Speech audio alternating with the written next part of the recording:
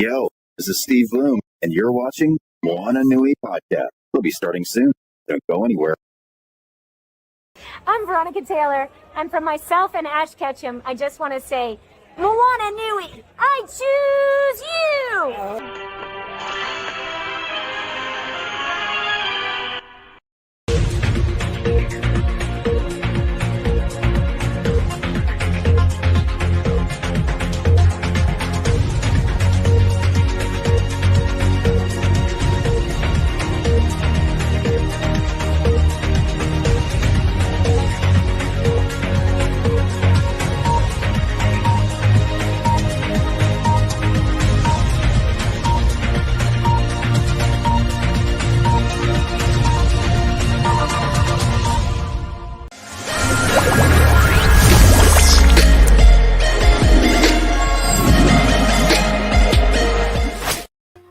Aloha, everyone, and welcome to the Moana Nui Podcast.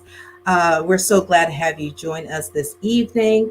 Of course, for those that are new to tuning into our podcast, I am Dana, the other half of the Moana Nui Podcast. Unfortunately, my co-host is still dealing with the DMV traffic, so hopefully we'll have her later on tonight.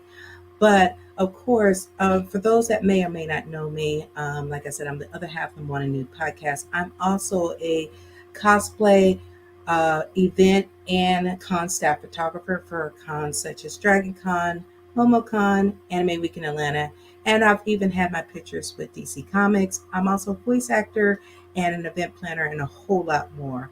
But of course, I'm very excited for this evening. But before we dive in to introduce our special guest, a couple announcements. Of course, the next book for the Nakoa and Nohea's children book series has just kicked off on Kickstarter. So definitely give your support for that new series, new book for the series. Of course, this is the third book of the series. So if you have children or you want to donate books to a local school that you can teach both Hawaiian and has Hawaiian and English, so it's bilingual, definitely support this Kickstarter for that. So that link will be in the chat so that you can definitely go to that and support that Kickstarter right there. And also, a friend of the Moana Nui Podcast, Malachi Bailey's first issue of Her. Of course, you know Her as being a graphic novel that he has 2 books out, and now he's making it into a comic with Wingless Comics. His Kickstarter has also kicked off, so definitely give a support to that comic book series that is also in the chat. So please go to that link to also give your support to Her. And of course, let me get started on introducing our very special guest. I'm very excited about our interview tonight with this guest. She was a guest at Dragon Con, and of course, we're so excited that you get to meet her and learn more about her and all the things she's doing. With many years of experience in the gaming industry, Cristina Amaya, sorry, something just flew at me, is a director of festivals for DreamHack at ESL Faceit Group. In this role, she is responsible for developing, improving, managing the planning, and driving the growth of DreamHack festivals in the United States. Furthermore, Cristina is currently president of the award-winning nonprofit organization Latinx and Gaming, where she is running the business development efforts, fundraising efforts, marketing campaigns, partnership activation, and network efforts, alongside with event planning and management. In the past, she's worked with renowned gaming brands such as Twitch, Deco with Google, and Unity. So let me go ahead and bring Cristina to the front. Welcome, Hey, how's Cristina, it to the going? show. Thank you for having me. How are you doing? I'm doing well. We're so happy for you to be part of our show tonight and everything. Of course, like I said, I'm very excited. Christina is another one of our guests that, unfortunately, with the mayhem of Dragon Con, we had to reschedule her interview that we were going to do there to here, which is better because she's not running around between buildings at Dragon Con. So this is so much better. But of course, like I mentioned, we're very excited to have her. So first, welcome to the show, Cristina. And of course, on the Moana Nui podcast, we like to start off the show with the Pico, or your origin story. Tell us a little bit about yourself and something special about where you are from. So, a little bit of an origin story. I started in the gaming industry, kind of a non-traditional path. I think, now there's degrees and stuff, which I'm pretty jealous of, not gonna lie. But I started out as a bartender after I graduated college, and I just didn't know what I was doing. I was 22, 23 years old, and I think my parents were really nervous that I wasn't going to do anything. And so then I moved to New York, and my cousin was like, you have 1 month, and if you don't find a job in 1 month, we are going to kick you out, and you got to go home. So luckily, I found a job, and it was at a gaming company. Now, I have always loved gaming. I used to be a guild leader at World of Warcraft, starting when I was 16. Before that, I was playing Legend of Zelda, and then later on League of Legends. So gaming has been a part of my life. And now, over years, trials, tribulations, etc., I finally am where I am in my career. Something special about where I'm from. So I was born in Bogota, Colombia. So that is this beautiful city in the mountains located in Colombia. And I think one of my favorite things is just how incredibly beautiful of a city it is. There's mountains on all sides of you. There's a beautiful church nearby that's made of in a salt mine. And of course, the weather is fantastic.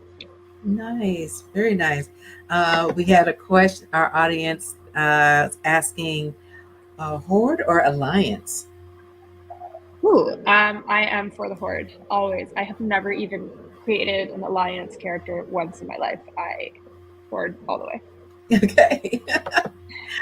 Awesome. Okay. As far as our next question for you, he responds, yes, for the Horde. Yes. Oh, nice. So I was a blood elf too. So Alu Denora Belana is the one thing I can say. So okay. Yeah. So, of course, in your bio that I read off at the beginning, it starts off talking about your many years in the gaming industry. How did you get your start in gaming, and how was it to pivot as a Latina in a often Caucasian male-dominated space? Yeah. Even now, I'm still the only woman often in the room, except for my nonprofit, where 50% of my staff are women. And obviously, we're all Latinos, so there's that.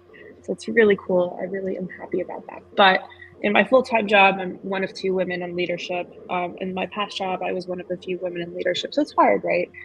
I think, when I started, I was in marketing for a digital ad agency, and I was a social media manager / community manager.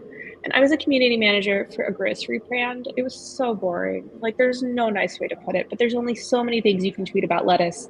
And most of the people that tweet at you, they don't want to talk about how cool lettuce is. They're mad. They're like, how dare blank grocery chain not leave fresh produce? There's a bug in my produce, blah, blah, blah.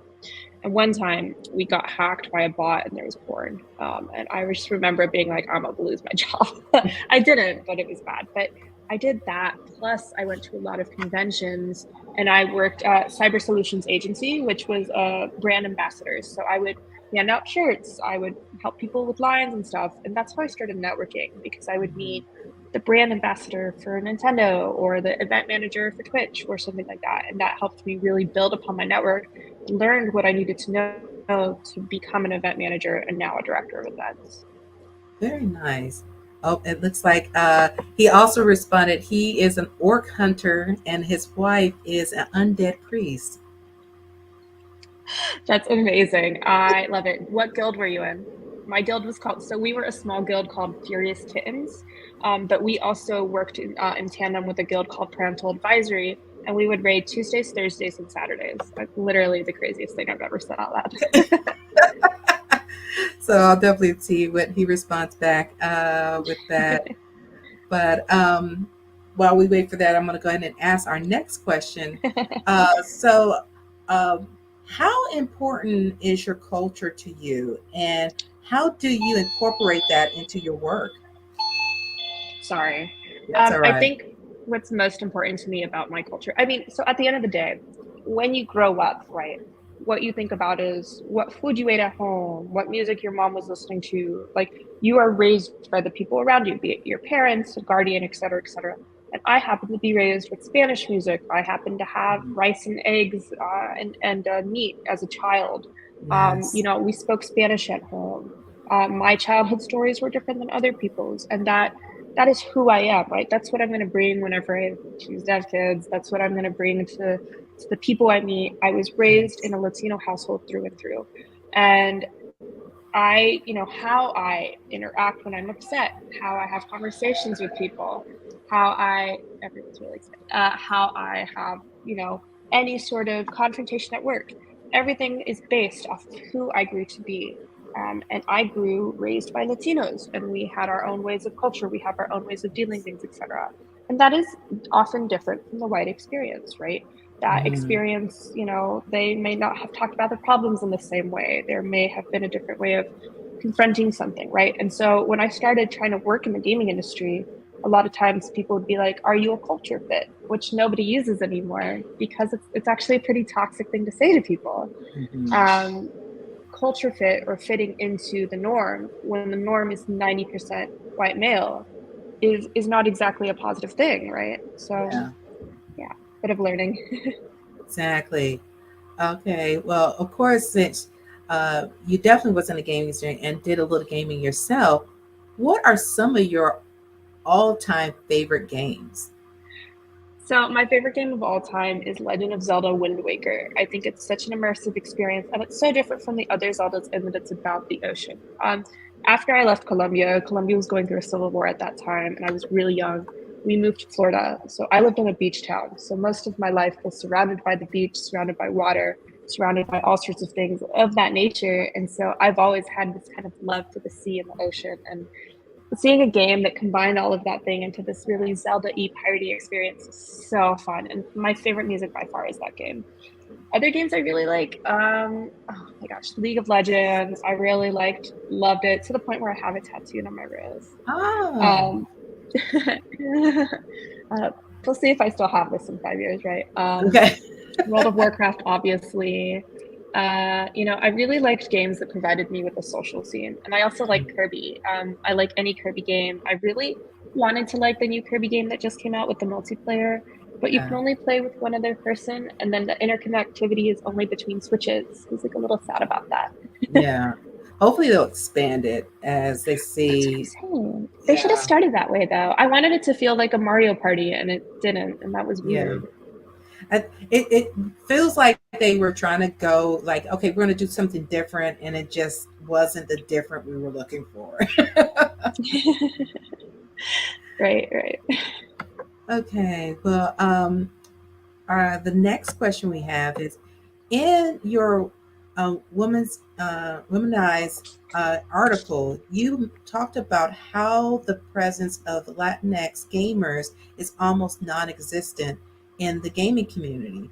How would you like to see that change? And what are some things your organization is doing to make an impact in gaming? So I think from streamers to content creators, all the way, I just came from TwitchCon, all the way to, like, let's say devs or artists, we just don't see a lot of us in there. We recently looked into it, and 2% of the population on Twitch streaming is Hispanic, right? And that's so low considering how many of us are out there, right? And the people at the top, like, I'm sure you've seen it before, but all the people that get the top sponsorships or the top dollar are white men with the occasional woman mixed in there. Yeah. So it's hard, right? And I think at the end of the day, one of the reasons I never entered the gaming industry from the start, which I absolutely would have done had I known, I didn't see myself, right? I didn't see the opportunities. I didn't see that there was a career path for me. It felt like there was no real path for me. And I think one big important thing is, in order to diversify the stories we're telling, because I don't know about you, and this might be a hot take, but how many Assassin's Creeds really can I play through, right? Like, at the end of the day, we need to diversify the games we're making, and we need to tell beautiful stories.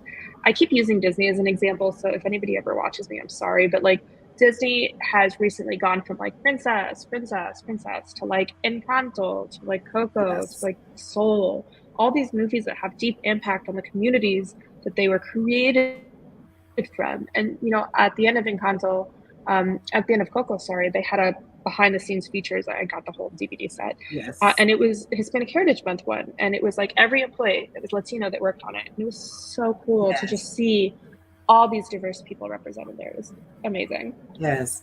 And I definitely agree with that, because especially at, some of them were at Dragon Con, but not only, like you said, the people working on it, but the actual voice actors, because Right. it's so known in the, voice acting world. There's such a low percentage of people of color that is part of those major projects. So Right. a lot of times the character you love, you seeing, oh, it looks like me, and then you find out, oh, the person who's doing the Right. character is this, Right. a white lady. And Right. so, like, when you saw like the cast of Encanto, it's like Afro Latinas, Afro Latinos, So cool. Latinos, Right. Latinx. I'm just like, that's what we're looking for. Exactly. It's Exactly. like And they had the just talent, they had the vocals. My goodness, right. Adasa and Maruo. Mwah. Very good vocals. Yes. uh, but yeah, I think he was voiced by Maluma, which is a Colombian singer. But jokes aside, my father had the same childhood that the grandmother did. He was Mm, born in Civil War, and he had to escape with the clothes on his back. And that's just how it was. But even though it was a main part of the story, it wasn't the story. It was yes. family coming together and discovering their own magic. And I thought that was so beautiful because, when you think about Colombia, often most of our media representation is drugs, drugs, drugs, Hmm. drugs. And here it was like, no, we're so much more than that. They're so much more Yes. beautiful to us. And I really appreciated that. Exactly. We also have a segment on the show that we do.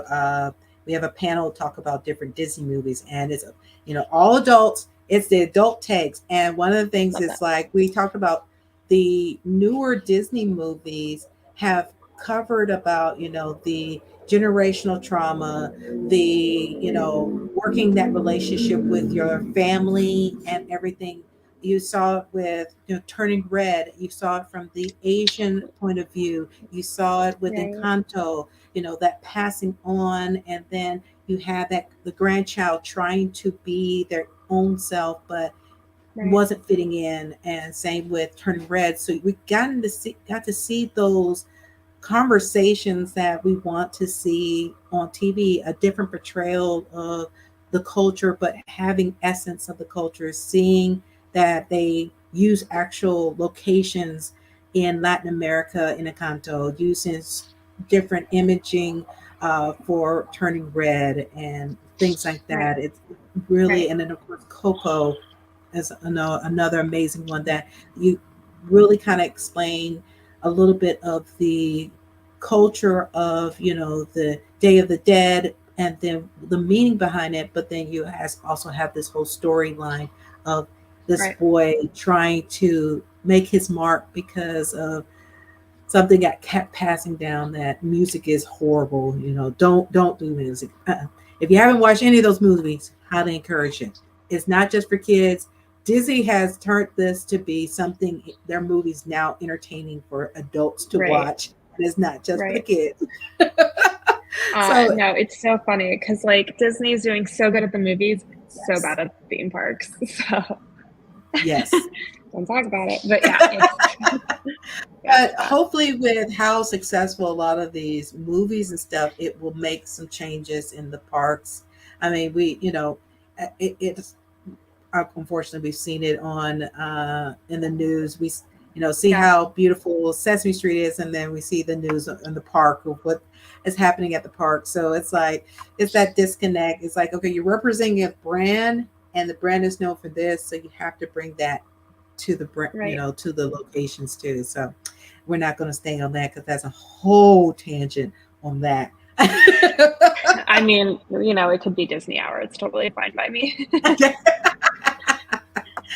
Oh, well, of course, of course, when I mentioned earlier about ESL Face It Group and DreamHack, there are probably members in the audience that have no clue about either one of those. Can you tell the audience what ESL Face It Group is and what they do, and then how you started working for DreamHack?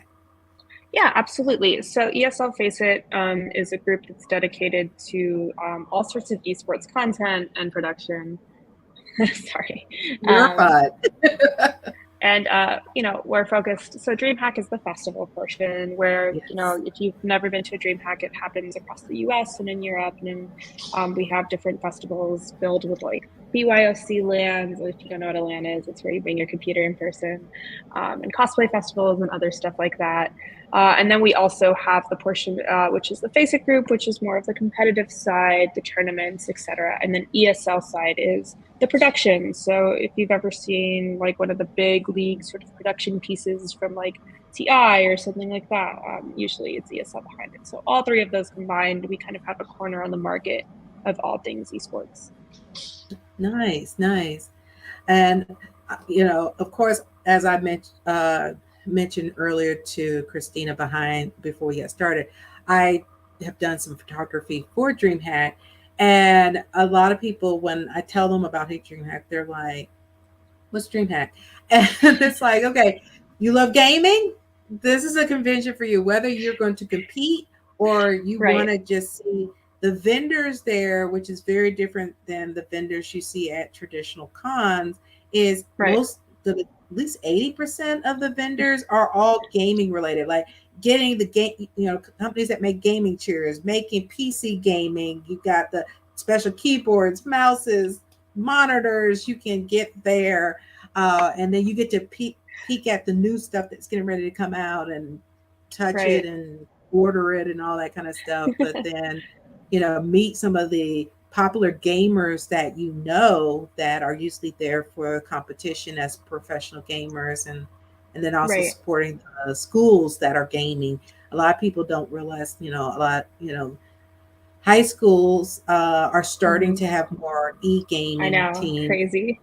But the biggest part is seeing how many colleges, when I was doing it right before the pandemic, is seeing all these colleges with esports. And it's so cute because you're so used to seeing the football players with their jerseys, all this kind of stuff, having the fanfare, but seeing the e-gaming team with their jerseys and coming on and have the fanfare, and I'm like, it's a big turnaround, because something we've talked about before is the acceptance of gaming in BIPOC communities, because a lot of us grew up saying, gaming is not going to do anything for you. Stop playing gaming, be a doctor, be, a lawyer aspect. And now through e-gaming and of course, people learning, about coding to create their own games and designing games and things like that. It's changing that view. And of course, your organization, Latinx for Gaming, is helping to change that view for that. So can you also tell the audience about Latinx and how you got it started? Yeah, so Latinx and Gaming is a nonprofit, and we're dedicated to helping Latinos kind of find jobs in the industry, whether it be through elevating them on their own platforms, such as content creators, maybe helping with their streams, all the way to business professionals, helping them on that end, and really doing what we can to kind of give them a place in the industry. And gaming is an industry where there's so many different jobs, so I think it's important for us to find a way to do that, where it fits. It's not one size fits all, right? Just as Latinos are not one size fits all, helping people are not one size fits all. Definitely. And of course, with Latinx and gaming, what type of partnerships do you manage for your Latinx and gaming, and what are the goals for the future of the organization? So actually, we're kind of at an offsite right now to talk about the goals of the organization. But really, I'm going to guess, for 2023, it's going to be continuing to help people grow, continuing to bridge the gaps, continuing with different pieces like that, just to help them with their overall things that they need. Okay, awesome.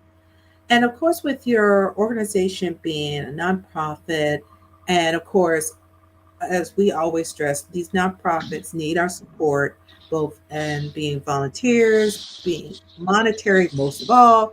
Um, how can people in the audience help and support Latinx in gaming?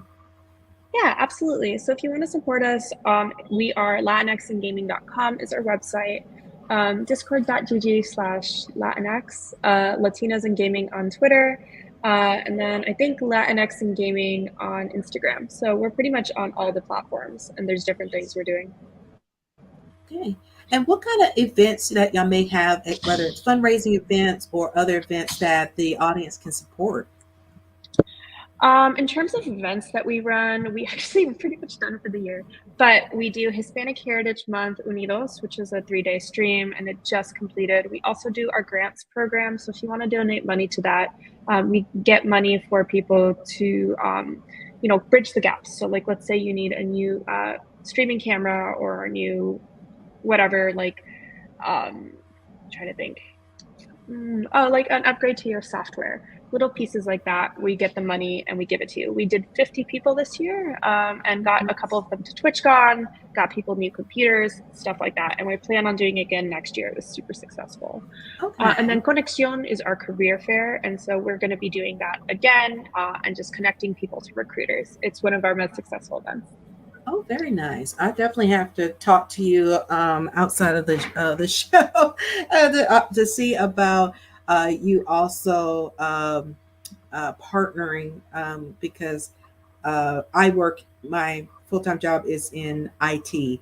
So, Yeah. and the thing is, we partner with a lot of other organizations that do career fairs and helping to get people jobs in the areas there. So I'll definitely have to talk to you more about that and also connect you to MomoCon. They do a career fair on Thursday of the con. It's the end of May in Atlanta, and they have like Turner Broadcasting, all the different kind of creators. Even Square comes and recruit. So this may be an opportunity that you can be able to recruit talent there also. But of course, everybody in the audience, if you have any questions for Cristina about all the things that she's doing, along with Latinx and gaming, please let us know. If you are at a company that is looking to sponsor any a nonprofit organization, please definitely send us a message. We'll connect you with Cristina, and that way you can have send that money because we love to definitely flourish and help make a lot of things. Like I said at the beginning, as anyone who watches the show, we always announce creatives in the community that are making stuff that a lot of you ask for, the diversity in entertainment, the stories you want, but we have to help support them to be seen and everything. So we want to help elevate and magnify their voices of what they're doing. And this is another reason of getting for you to meet Cristina, learn about her.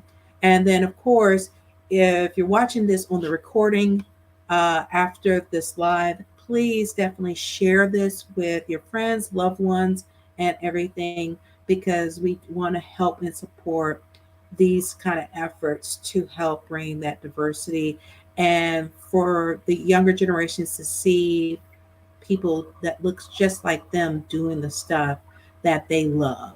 And that's what representation truly means. So, of course, Christina, if you want to let them know about like any upcoming, I mean, we're on the tail end of con season, but if you're allowed to announce anything that you're going to be part of towards the rest of this year or the beginning of next year, let the audience know how they can either see you or Latinx and Gaming at any upcoming events that's coming up or cons. Absolutely. So for Latinx and Gaming, latinxandgaming.com or at Latinos and Gaming is our Twitter. And then if you would like, we can, also connect about DreamHack. You should probably DM me on LinkedIn for that though. And I'm happy to connect with you. Our only thing I can say out loud about DreamHack is that Atlanta is coming 18th through the 20th of November. So if you want to go, please go. We would love to have you. Exactly.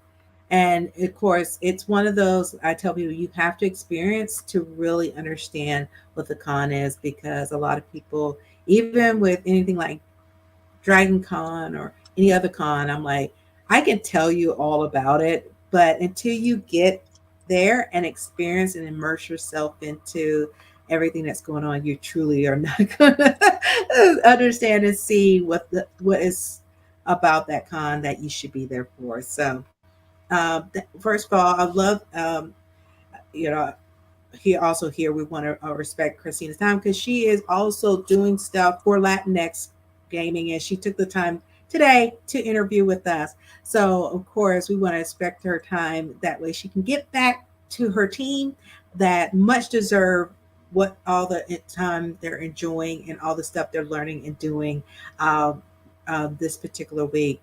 And of course, like I said, definitely follow Latinx and Gaming on their social media so you can keep abreast of everything that's going on. If your company is looking for, especially if you have any ERGs or organizations, especially talking about Latin voices, reach out to Christina and have her as your guest and everything. Or even if y'all want to be a sponsor of a gaming tournament or something like that, definitely reach out and everything. And if you definitely know companies that are interested, definitely reach out to them on their social medias and let them know who that is and connect those people, because that's what we know. Because a lot of people don't know who to reach out to. And if you can be that connector to say, hey, I know somebody at Latinx Gaming, I can connect you. Go ahead and connect them. Thank you so much, Dana, for having me on. And I'm sorry she got in DMV traffic. I used to live in the DMV. I know how it feels. That's all right. Yeah, it's one of those, that is the beauty of having two hosts, because if one can't make it, the other cover. And of course, if I'm at a con, she covers. If she's at a con, I cover, and we just cover for each other. So which makes it works out beautifully.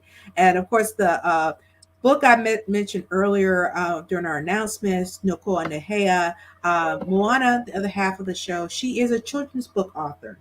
And so this is her third book of the series. And earlier this week, we did a special episode. We brought the actual real life Moana Nui on, and they got to talk about being, made as characters in this book and this beautiful story that is going on of the legends of Hawaii. So people get to learn about a lot of the legends and some of the folklore from Hawaii that they are learning through these books. I love that. And so cool. Moana and myself, of course, we're one of those as far as our show. We want to give people of color, BIPOC, and especially women, a platform to talk and give them voices. But as Moana doing this book, she wants to, Pacific Islander, especially Hawaiian children's books are something you really don't see. So she's trying to bridge that gap and connect people to the culture and understand Hawaii more than being just a destination. But everyone, thank you so much for tuning in for Christina's interview. Of course, if you are watching this on the replay, you have questions, please post them in the comments. I will be happy to send it over to Christina's way, especially if it's something you want to connect her to your organization or your company to partner with for Latinx and Gaming. And of course, definitely tune back in at 8:30 p.m. Eastern tonight. We will have our Geek Speak Sports panel. We have it's a panel of sports fans that are also geeks, and they're going to talk about everything in sports, entertainment, news, and past games to talk about what is going on at these games. And of course, if you are a sports fan, definitely be in the comments, respond, chat, and everything, and respond to our panelists about the different things in sport and entertainment at 8:30 p.m. Eastern tonight. So once again, everyone, thank you for tuning in for tonight's episode. Definitely support Latinx and Gaming, and definitely be on the lookout for Cristina at a con near you. Like she said, she was just at TwitchCon. I had several friends that went there this weekend. So definitely be on the lookout for Latinx and Gaming at a con near you, and definitely stop by their booth and say hi, and definitely hear about them and talk with them about some of the stuff they're doing. So everyone, thank you again for tuning in. Have a great evening, and we'll see y'all at 8:30 p.m. tonight for our next panel. All right, everyone. Bye, everyone. Bye.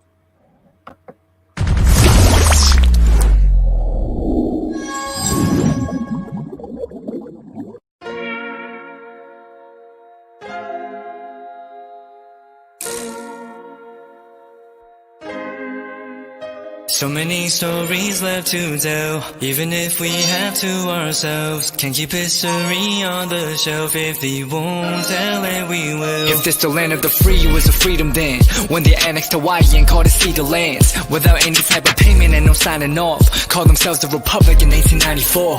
1.2 million acres overtaken from the native Hawaiians. When they resisted, the West retaliated in violence and erasure. The Hawaiian language is banned as part of colonialism's plan to expand, yeah.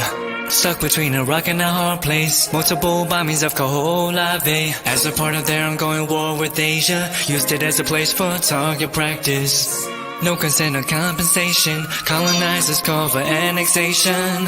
No work out for all the locals. School will never let you know. So many stories left to tell, even if we have to ourselves. Can't keep history on the shelf. If we won't tell it, we will. Too many stories left to tell, even if we have to ourselves. Can't keep history on the shelf. If we won't tell it, we will. We will. So if we put Hawaii into perspective, well, Black and Asian history is interconnected. Considering the fight with the Pacific, then of course versus Asia, they was treated as a middleman for war, but didn't let the Western colorism run its course. Cause dark skin was a sign of dignity to core. The land was taken in the name of capitalism, when prior to it was an actual kingdom. Clap back at the system. Stuck between a rock and a hard place. Multiple bombings of Kaho'olawe as a part of their ongoing war with Asia. Used it as a place for target practice. No consent or compensation. Colonizers call for annexation. No work out for all the locals. School will never let you know. So many stories left to tell, even if we have to ourselves. Can't keep history on the shelf. If we won't tell it, we will. Too many stories left to tell, even if we have to ourselves. Can't keep history on the shelf. If we won't tell it, we will. So many stories left to tell, even if we have to ourselves. Can't keep history on the shelf. If we won't tell it, we will. Too many stories left to tell, even if we have to ourselves. Can't keep history on the shelf. If we won't tell it, we will. We will.